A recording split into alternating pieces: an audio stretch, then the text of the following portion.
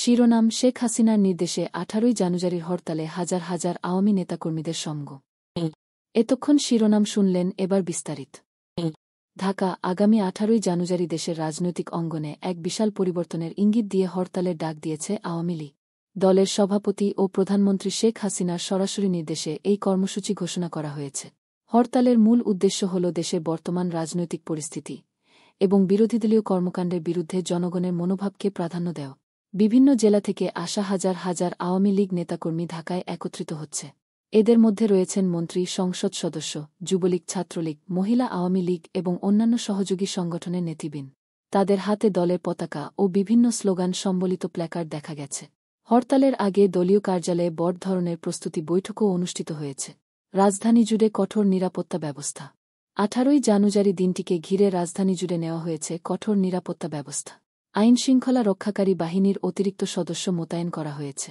প্রধান প্রধান সড়কগুলোতে ব্যারিকেড দেওয়া হয়েছে এবং হরতালের কর্মসূচি শান্তিপূর্ণভাবে পালন করার জন্য সব ধরনের পদক্ষেপ গ্রহণ করা হয়েছে। নেতাকর্মীদের উচ্ছ্বাস। হরতালে অংশ নেওয়া একজন যুবলীগ কর্মী জানালেন, আমাদের নেত্রী শেখ হাসিনা যখন কোনো নির্দেশ দেন, আমরা সেটি পূর্ণ মনোবল নিয়ে পালন করি। 18ই জানুয়ারির হরতাল আমাদের দলীয় ঐক্যের একটি বড় উদাহরণ হবে। অপরদিকে দলীয় সূত্রে জানা গেছে, এই হরতালটি দেশের রাজনৈতিক অঙ্গনে আওয়ামী লীগের শক্তি প্রদর্শনের একটি গুরুত্বপূর্ণ পদক্ষেপ। বিরোধীদলীয় প্রতিক্রিয়া। বিরোধীদলীয় নেতারা এই হরতালকে গণতান্ত্রিক পরিবেশের জন্য ক্ষতিকর বলে অভিহিত করেছে। তারা বলেছেন, জনগণের জন্য শান্তিপূর্ণ পরিবেশ বজায় রাখতে সকল রাজনৈতিক দলকে একসঙ্গে কাজ করা উচিত। জনগণের মতামত। রাজধানীর বিভিন্ন স্থানে সাধারণ মানুষের সঙ্গে কথা বলে জানা গেছে, তারা হরতাল সম্পর্কে মিশ্র প্রতিক্রিয়া দেখাচ্ছে। কেউ কেউ বলছেন, এই ধরনের রাজনৈতিক কর্মকাণ্ডে সাধারণ মানুষের জীবনযাত্রা ব্যাহত হয়।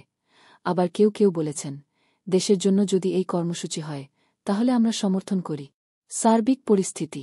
18ই জানুয়ারির হরতাল ঘিরে দেশের রাজনৈতিক পরিবেশ উত্তপ্ত হলেও আওয়ামী লীগের নেতাকর্মীরা এই কর্মসূচি সফল করার জন্য দৃঢ়প্রতিজ্ঞ। ঢাকাসহ বিভিন্ন স্থানে দলীয় সমাবেশ এবং মিছিলের প্রস্তুতি ইতোমধ্যে শুরু হয়ে গেছে। এই ছিল আজকের খবর। আমাদের সঙ্গে থাকার জন্য ধন্যবাদ। আপনি যদি এই খবর পছন্দ করে থাকেন তাহলে আরও আপডেট পেতে আমাদের চ্যানেলটি সাবস্ক্রাইব করুন এবং শেয়ার করুন। পরবর্তী আপডেট পর্যন্ত ভালো থাকুন।